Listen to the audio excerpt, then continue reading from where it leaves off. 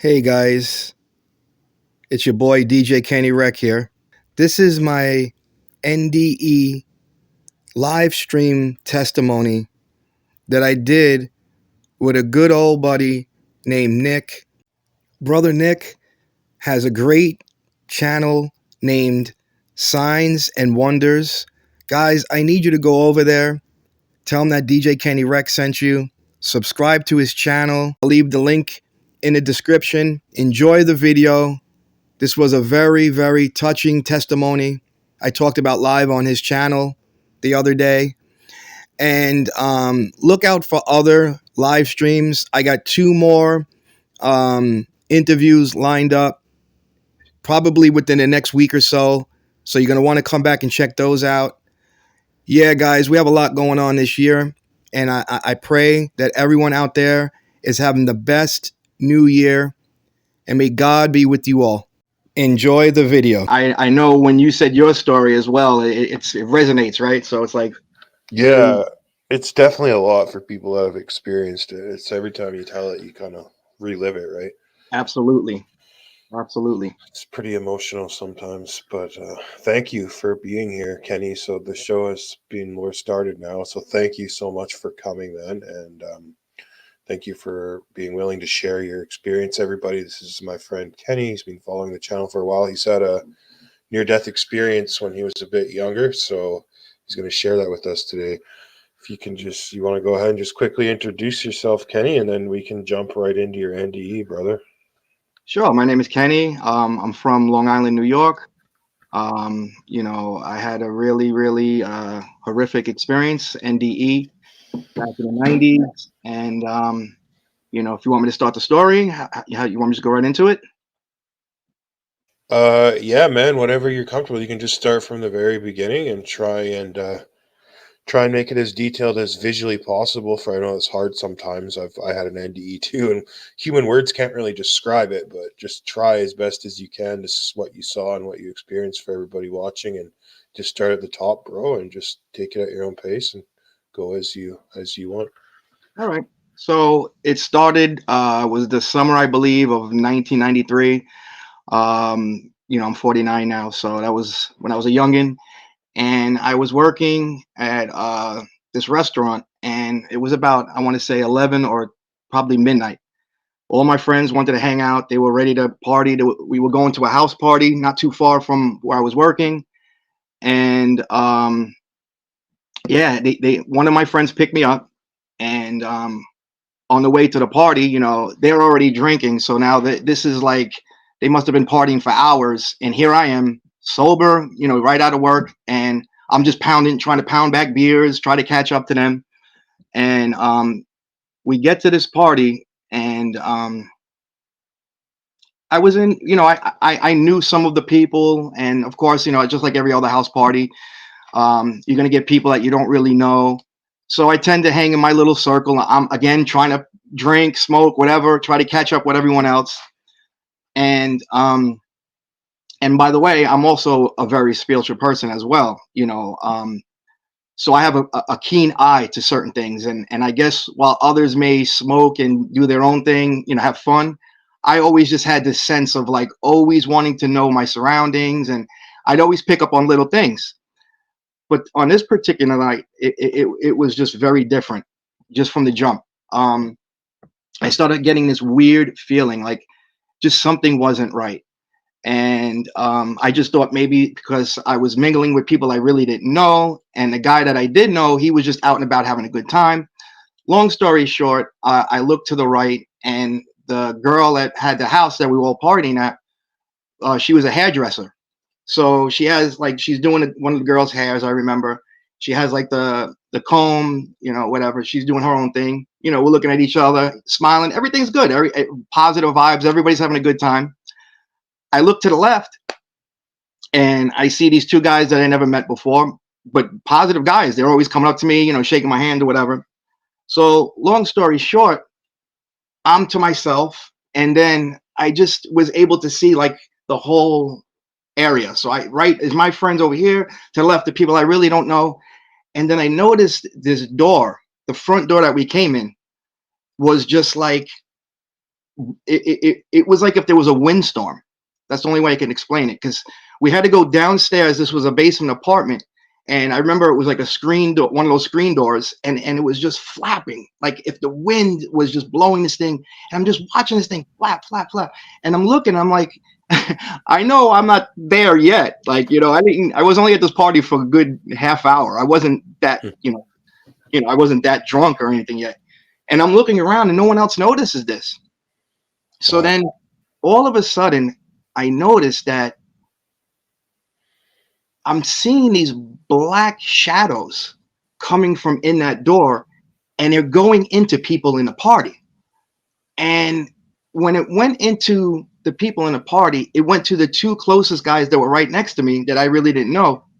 And when it went inside them, they gave me this just like laugh, like ha ha ha. Like it was just something out of like a movie. I've never experienced anything like this before. I wasn't on anything else. I was just smoking. I was just drinking. I wasn't on anything crazy. And it just really freaked me out. And I'm looking at them. I'm like, okay, I'm a laid back dude, so I'm just laying in the back. I'm just like, okay. So you were having like spiritual visions like before the car accident. Exactly. Almost like a premonition. That's crazy. Yeah. Wait, explain, Nick. I knew you would understand. That's cool. And yeah. Cool. No, it's terrifying, but it's almost a blessing. Not many people see that kind of stuff. Like I almost died on NDE, but I wasn't seeing things like before it happened. That's that's pretty amazing. Yeah, and like doesn't happen to me all the time. So like I was and I'm just like amazed how no one else is like really thinking anything's crazy except for me. So I look back at the girls. Now I'm trying to like not focus on the guys over here, and I'm not focusing on the door anymore. I'm like, okay, looking to my friend, that's the girl, and she's just looking at me now with this strange look, as if she knew something was going on, and now she's completely looking evil at me, like almost like someone knows, like they're scheming on you in a way, like something's about to happen. And I've been around these people many times before. This never ever happened. So now the thing in her hand, whatever she was using, I remember it was like either a comb or a hair dryer, whatever. Now it was like almost like she was holding like a knife, and it was like she wanted to stab me with it. I'm like, what is going on? So I tell my friend that brought me to the party. I don't want to like freak anyone else out. I just wanted to get out of that area and get into the car. I was running low on beer anyway, so he was running low on beer. I'm like, okay, perfect timing. Let's go take a beer run, So what resonated to this very day is the fact that when we were on our way out, the girl that was doing her hair, the one that was my friend, that was her party. She looked at me with the same look, and she's like, "Have a nice trip," with this like demonic. It wasn't her, like she doesn't talk like that. You know what I mean? So That's I'm like, creepy, bro. "Have a nice trip." I'm like, okay, I'll see you in a little bit. And I get in the car with my friend, and the first thing I say to him, I said, "Do you notice anything out of the ordinary?" Like, I'm trying to get I'm trying to read other people. Oh man, I'm having a great time, and he's going on about how he has all this good, stuff to smoke and this. And let me remind everyone, this is me back then. Okay, I'm a pure Christian now. I'm saved. That's my old lifestyle. We all been through it. You're talking about weed, I take it. Yeah. Yeah. And he's telling me about how he's got this new stuff he wants to smoke. That's why he was holding it on for me. La da da. Everything positive, everything like a normal, like every weekend that we had. And I said, yeah, but you don't see anything else going on in the party? Like nothing's like, out of the ordinary to you? Nah, what are you kidding me? So I'm like, okay, let's go to the store, let's get some beer. Now the store from where we were partying had to be like 15 minutes away it wasn't that far. So long story short, there's this dark road that you have to go on before you get to this store. Now this dark road is basically a service road to the highway. And at this time of night, now you're talking, it has to be now, I don't know, because maybe I was out there maybe 1 o'clock in the morning, I want to say. And, we live on Long Island. Long Island is, very spacious. It's not like the city, it's almost country-like.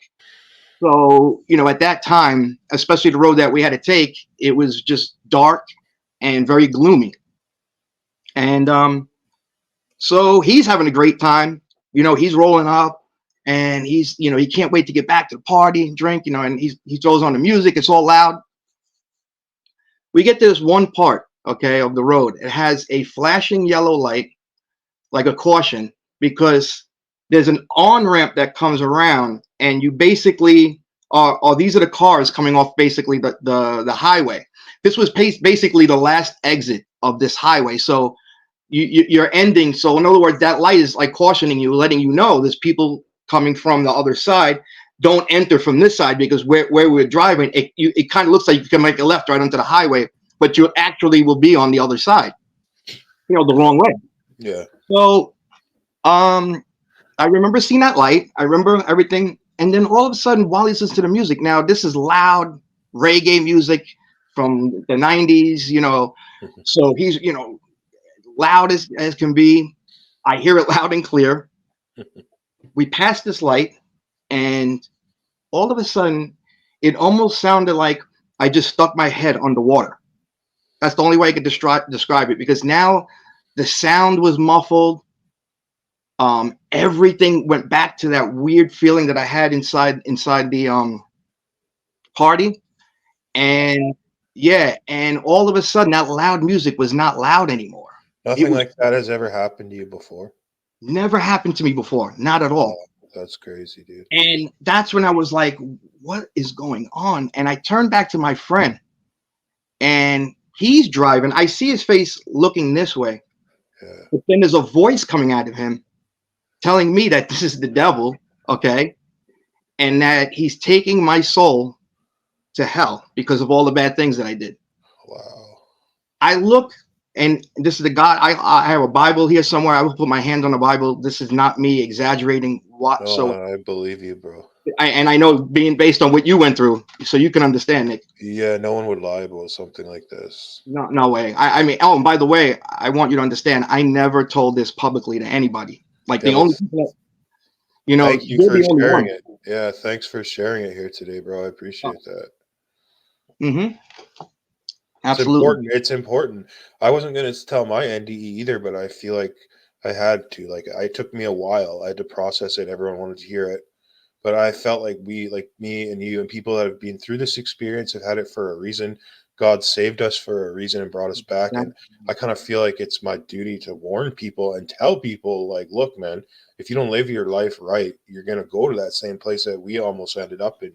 Yeah. So, it's something that I would not wish on my worst enemy. so it's a good thing that you're sharing this, bro. That's what I want to say. Yeah. There was something that you said on your, I don't know if it was on your Discord or when you were saying the NDE, you were talking about how some people can get jealous of certain things that we go through. Yeah. I don't know if you recall that. And you hit it on the nail, because I couldn't understand how some people, like I would tell, obviously, my friends, like, my closest friends know about this. And obviously my close circle, like my family, my mom, obviously, they all know about it. But I noticed that I tell certain people, and they have like a jealousy towards them. Like, oh, why don't I see these things? I'm like, dude, I don't think you understand. This wasn't something that I mean, yes, I went through it, and now I can tell the world so they don't go down the same road as we do. Exactly. But there's no fun in this. No, it's not something that you want to happen to you. It's not, bro. Some people, like a small percentage of people, have like a very beautiful, pleasing kind of NDE. But like a lot of people have a terrifying one, like when we did, and it's not something that you want. It's definitely not something you wish would happen to you. You know what I mean? Absolutely. Yeah. So like back to what I was saying before. Now this part is like, that's why I had to like warm up to this part, because this is like, I get shakes to this very day, talking about it, because it is very disturbing to me. For sure, bro. Take your time. Yeah. So I look forward, and it looked like the road in front of me, the street, turned into a long, windy road. Did you ever see that movie Beetlejuice? Yeah, the original one, like a while ago, back in a while the day. ago. Remember, like the world? It's like almost like it was a Nightmare Before Christmas, like the animated version, like real creepy, right? There was a lot of weird, creepy stuff. Yeah, That's how it looked in front of me, And let me tell you, the road turned into a long, windy. Like I could see the car is obviously on the street, but the road in front of me just turned into this long, windy. Just it was like flapping around, and the end of it was a giant lake of fire. Wow. And I'm telling you, just like I'm getting chills right now talking about it. The Bible says it's a lake of fire. That's exactly what how I could describe it. A lake of fire. It wasn't like the sun. You know, the sun is bright and you're getting heat or whatever. No heat, no light. This was just a gloomy lake of fire. And I tell you, I didn't even want to stare at it. I did not even want to look in that direction. I bet. So here I am. My friend is driving the car. He's not, and mind you, while this is going on, I'm trying to like talk to him, and I'm like, I forgot. I think his name was Bill. Hey, Bill. And then all of a sudden, it's like I'm no Bill here. It's the devil. And my friend is just driving. So visually, I can see him driving, but these voices are coming out of him. Okay, and it's not like I can't see the devil in him, but I know that's the devil. You just feel it. And of course, looking straight, I'm seeing this long, windy road to a lake of fire. But when I look to the right, complete opposite, I actually noticed that out the passenger window, it was regular trees as if we were driving. So I just focused on, and I'm hearing in the background laughs and just all the things you would think that the devil would be doing, taunting me. Oh, and I almost forgot. As I'm looking at this lake of fire in the road in front of me, my life, that they say your life passes, like your whole life passes you by. Yeah.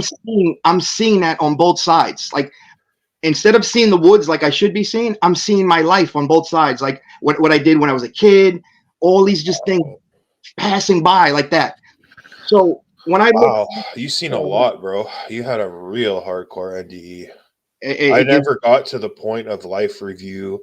I didn't, unfortunately, I never saw hell, but I was being led away by these beings at the end, like you heard in mine. I knew they were leading me to eternal separation from God, but fortunately, I was spared from seeing hell or hearing hell. But thank wow, God. you really had a real detailed, crazy NDE, man. That is amazing. Thank Yeah. God that you're still here. Oh, it almost got to a point. Well, I'll finish and you'll Yeah, yeah, understand what I'm about to say. for sure. So I look out the passenger window, and this was like my only window I call of opportunity, right? Because it was like that was the only thing that wasn't really freaking me out. So I always loved God. I've always been close to God my whole life. I mean, when you get to know me, I could even tell you so many stories. Even before, when I was like 2 years old, I was seeing things, right? But I always had a love for Jesus. I always had a love for God. And all I know is I just said, I just used that as an opportunity.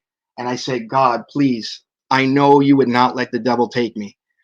God, please, I promise you, I will change. I will, from this moment on, I will change. I promise you.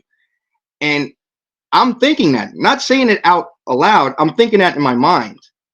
As I'm thinking that in my mind, the devil is laughing at me, saying, "I know what you're thinking." And I think you went through this with your NDE. Didn't you feel like your whole soul was just under this microscope? Like, in other words, there was no hiding from anything. Like, Yeah, exactly, 100%. I never saw the devil, but God appeared to me as a light. I didn't yeah, see his you face or his figure or anything, but everything was just telepathically given to me. Like you knew you deserved where you're going. There's nothing you could say. There's nothing you could even begin to say. Yeah, I know that. I know what you're trying to describe for sure. There's no hiding anything. everything is laid out. That's what Yeah, happened. Your exactly. whole life is laid out. There is no hiding in a corner. There's none of that. There's no No smooth lying. talking the way out. No nothing. Nothing. You have your soul, your maker. I mean, now don't get me wrong. There was no God presence in this ordeal that I was going through. It was just me, the devil, and we're on the way to hell. Okay, that's all it was at this point. That's Now, yeah. Yours sounds a lot more terrifying than mine, to be honest. oh, very, very, very terrifying. And that's why when you explained and you said that the guys, there was some people saying, "All right, come on, Nick, come with us." I knew that's what they were trying to do to you. They were trying to get you to that stage. For sure, bro. That's what I felt.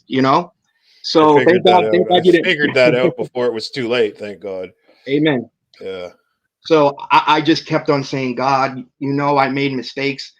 I'm young. I must have been, was I 18 or 19 at the time? Yeah, I was about 19, I would say. God, I'm young. Please, I made mistakes, but you know, I love you. And the devil's behind me laughing. Oh, your God doesn't care what happens to you at this point. You should have been, you should have thought of that before this situation. You know, that's the whole reason why God is letting this happen. You know, like trying to get me to like believe that, you know. And I said, I don't believe you. You're the devil. You're a liar. God, you love me. I know you're going to give me another chance. Then all of a sudden, everything just went away and it was back to normal. But the weird thing was that flashing yellow light. This is how I can, that's how I remember this point in time, because it was like it all started back from that flash of light again. We're passing now. It's like that. That's why I said it's like kind of like that movie, Final Destination, where the time kept on looping. Well, this is how it was. It kept looping, and it was like now I'm back right before this all started. I'm on the road with my friend, but there's none of that crazy stuff. So now I know exactly what's going to happen, because now I see the light coming. My friend said something about the song, and then as I'm about to like reach out to him and say, just turn. I just wanted to go home. I didn't want no beer. I wanted to just pray and be the best Christian I can possibly be. As soon as I'm about to tell that to my friend, it happens all over again. The devil comes out of nowhere. The road again is leading to that fiery pit. And now I kind of like at this point say, okay, look here again, pray again. Something's working. We're getting somewhere. I pray, God, please. Make a long story short, that must have repeated, I want to say 3 or 4 times. You know, it got to the point where by like the third or fourth time, I wanted to just be like, grab the wheel from him and say, just stop. No, you know. But and every time I would talk to my friend, he always had this look on his face, like, what are you doing? Like if I was like going through some weird trip or something, you know, like he just did not want to. He did not like respond the way I wanted to. It was just like, you know, looking at me like I'm crazy. And I could probably understand why, because if I was the driver, you know, all you see is this guy keep on doing these weird things. And I guess to him in real time, he must have been driving. I don't know what I was doing, maybe doing some weird gestures or whatever. But then the last time I remember doing it, I went here, I start praying, God, please, God, please. Next thing you know, in the background, I don't hear my friend driving, the music. I hear like people, commotion, like sirens, and just all like mayhem. I opened my eyes. Well, when I turned to go this way, it was really like if I was opening my eyes to a bad dream, because now I'm not even in a car no more. I'm laying on top of the hood of the car. There's glass everywhere, and um, my friend's not there. Now I'm really like freaked out of my head, because I'm like, what is going on? Oh, I forgot this one part though. There was one part to this that was important. As we were driving on that road, okay, right before the last time I said, right before the last time, um, everything went back to normal, and we're like maybe the third time into this, my friend cuts me off and says, "Oh, right as we're passing that yellow light, right as we're going by that entrance of where the cars," he tells me, "Oh yeah, did you see the news last week? Some guy went to in that on that, you know, lane, or went through that area while the oncoming traffic, and they hit head on." Well, come find out, when I opened my eyes and everything happened, we were those people that hit another car head on, because apparently throughout this ordeal, I don't know where, I never seen the accident whatsoever. This is what really boggles my mind. I do not remember seeing another car coming. I do not remember him making that left turn into the. I know that area like the back of my hand. That's literally right behind my house. I would have warned him and told him, no, don't go that way. So how did I end up now on top of this car? I went through the windshield. The emergency service guys were there. I don't think the ambulances weren't even there yet. Okay, they thought I was dead because I was the only one unconscious. My friend, the cops got there. He was already in handcuffs, I believe, but fine, nothing wrong with him. Even the people that we hit, it was an older gentleman, a little older than us at the time. You know, back then we were teenagers, so older to me might have been like 30 or 40 back then. So I don't know, but I know thankfully there was nobody in the car. It was the middle of the night. He must have been going home from work or whatever.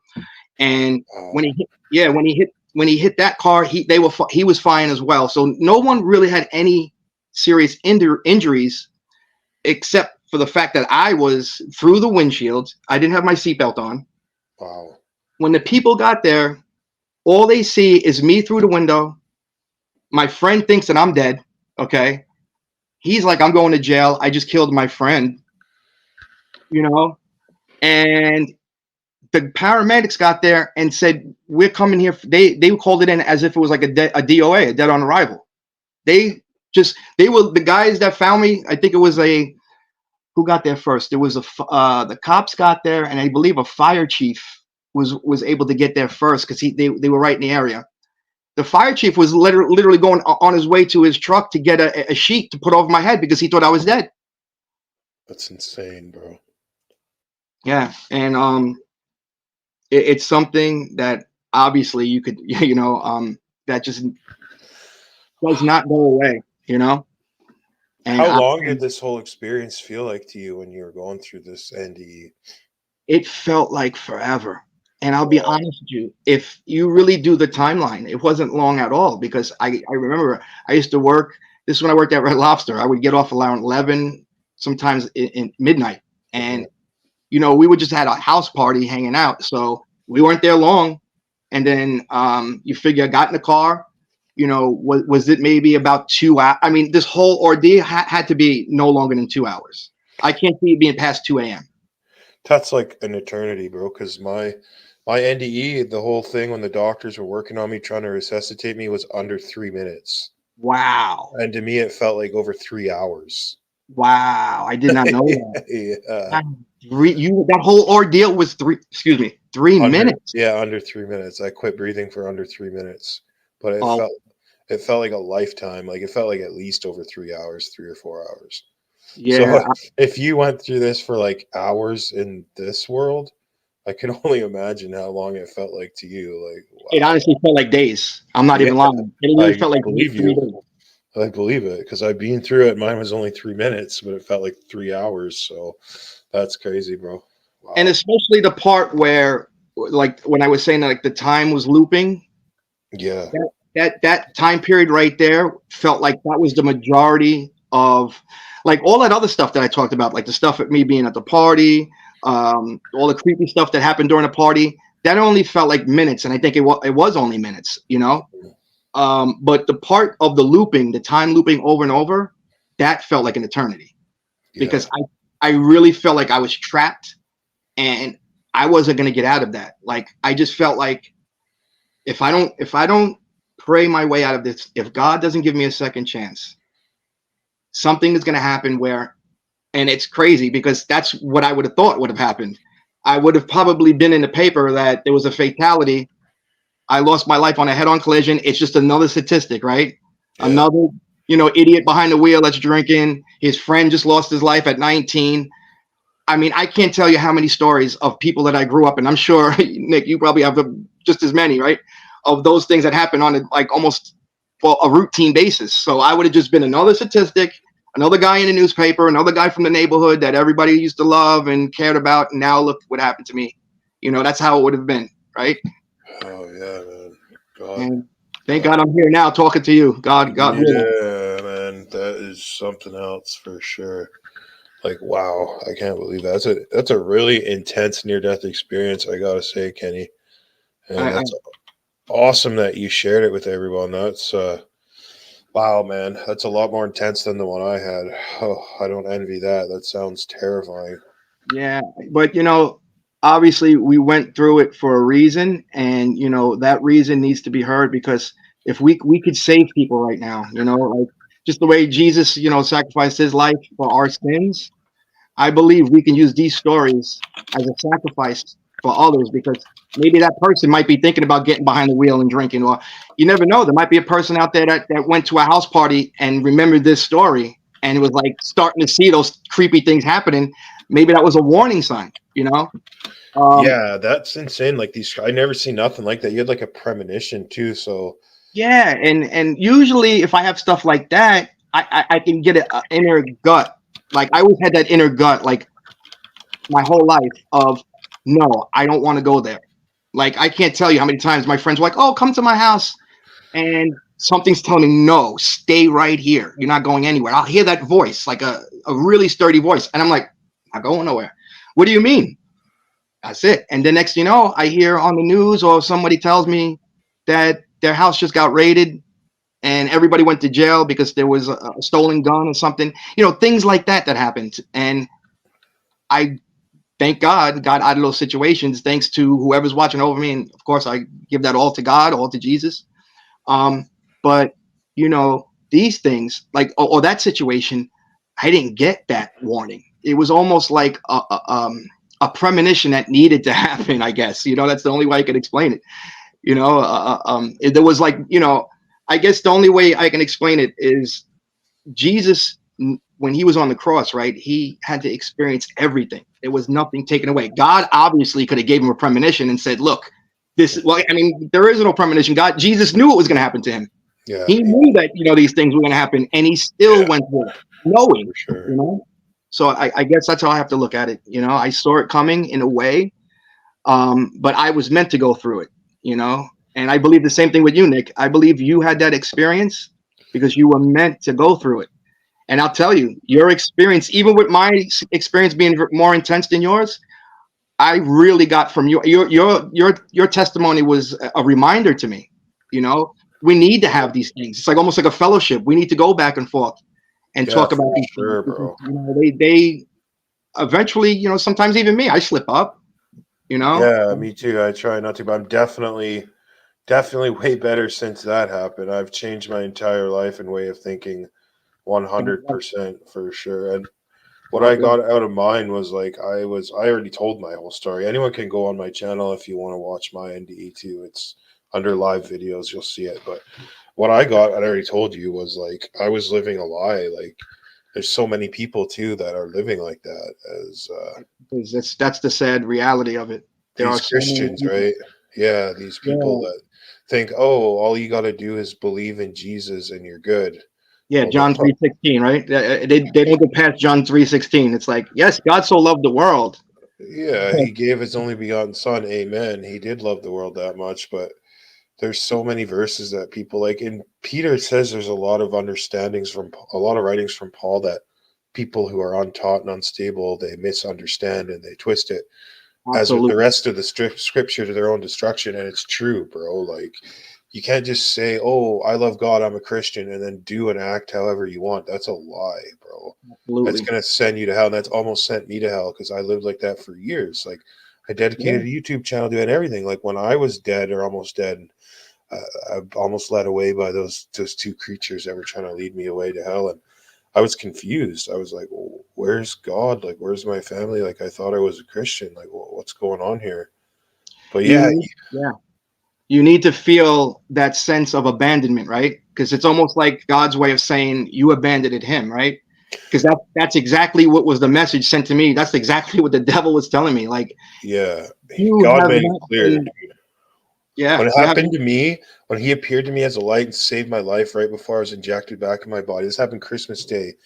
He made it clear that I was living a lie. You can't just say you love God and I'm saved, so you're good.